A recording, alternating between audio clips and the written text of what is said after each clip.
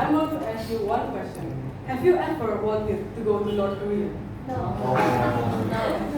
Well, even if you do want to go there, then it will be nearly impossible. Why?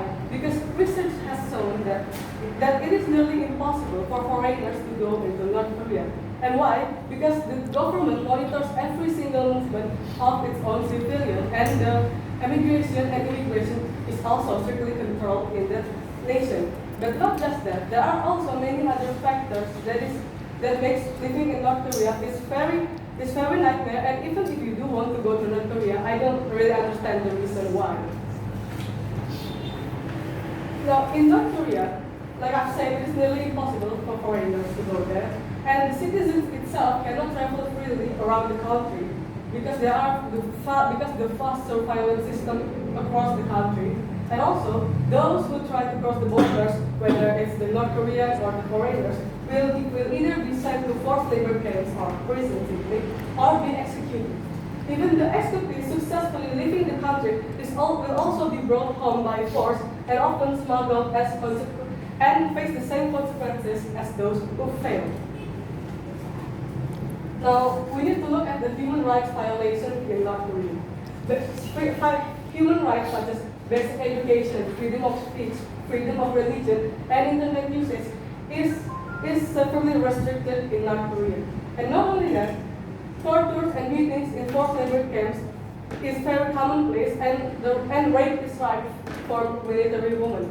And sometimes in North Korea, the only place where the citizens can find food is in the black market. However, if you are caught selling or buying things from the black market, you will also be executed or sent to forced labor camp to work there for the rest of your life. According to the Human Rights Watch, North Korea is one of the most repressive authoritarian states in the world. And in my opinion, there are three problematic laws that cause living in North Korea such a hell for those. The first one is the 3 generations rule. The second is the forced labor camps, and the last one is the heavy censorship. Now let's go to the 3 generations rule.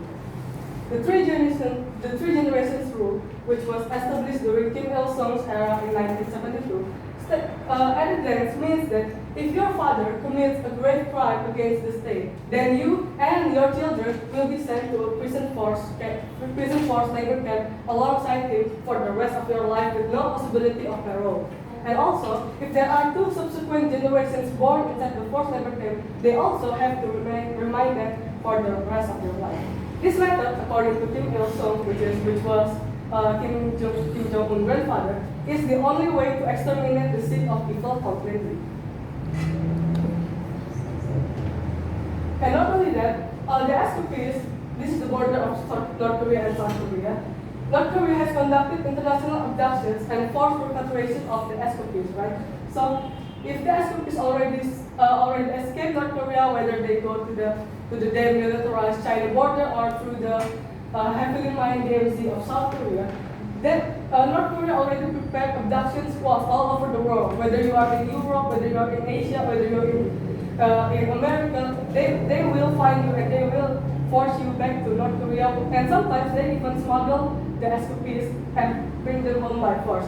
And these escapees leave North Korea knowing that with their absence, their family will likely be punished. And not only that, it is worse for pregnant women if they are captured. Why? Because first of all, Kim Jong-un believed in racial superiority for the North Korean.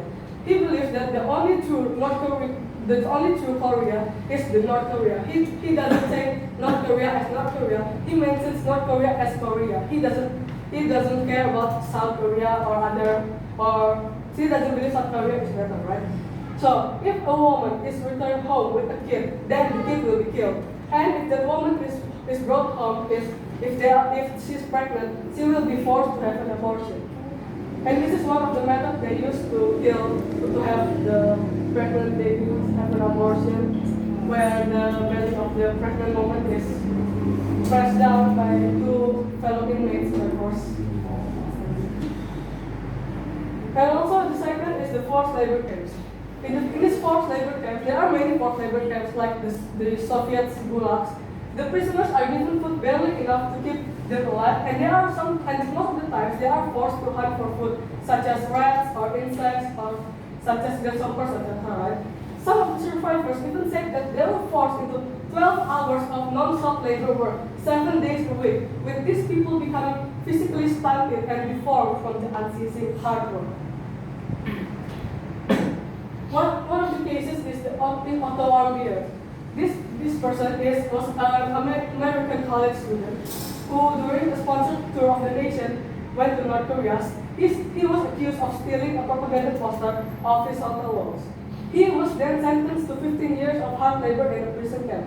But he was then released into the U.S. 17 months later. But probably due to the starvation and the very heavy torture, he died days later in America. Another case is Kim. He was arrested for 3 years in 1998, trying to cross the border into China in search for food.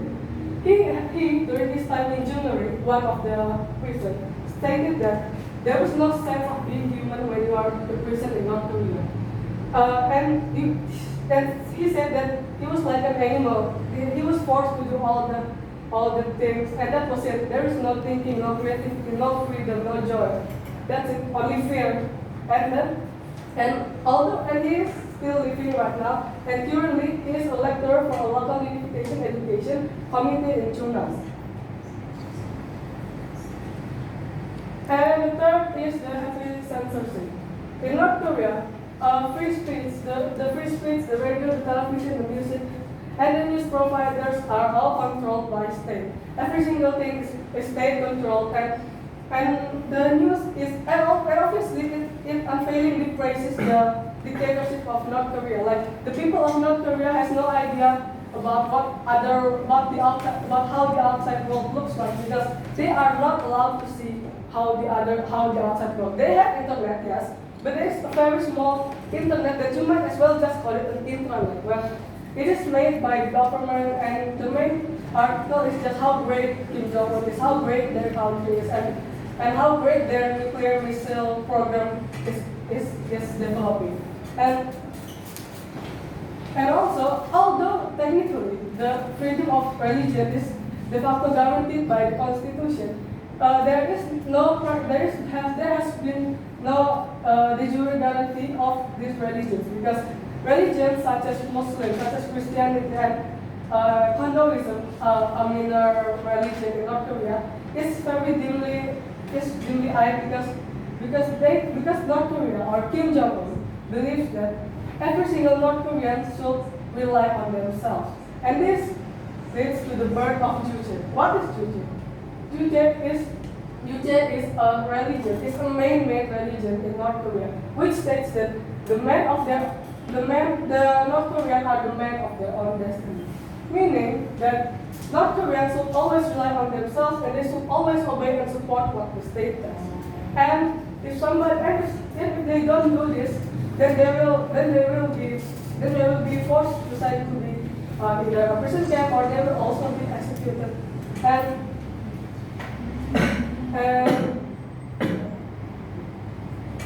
North Korea, although it sounds really horrible from what I've just said, North Korea, it's not the outside world has of course criticized North Korea for his inhuman treatment of their own people. But Kim Jong-un has stated that he declined all criticism, and he has stated that his citizens feel proud of the world's most advantageous human rights system. And we may not know much about North Korea. Like, think about it. Have you ever seen North Korea in TV? No, right? You don't know a thing about North Korea, like unless you search for it on maybe Google or the internet, right? And yes, we may not know much about North Korea other than the Trump and Kim Jong-un meeting. But now that I've said this, there's nothing amazing about living them. It's a hell. It's like a walking in, and millions and thousands of people keep dying in that place, and there's absolutely nothing stopping this. Well, because the system in North Korea is generations, right? Like the ruler of North Korea, Kim Jong-un, was his father, and the next ruler of North Korea, if Kim Jong-un died, it will be his son. So the only way of stopping this oppressive government is either Kim Jong-un's unhealthy lifestyle or an assassin bullet to his head, right? So if you ever feel ungrateful about standing there, about being here, think again and there are more unfortunate people living out there. So that's all that I can say. Thank you for your attention. Any questions? Yes.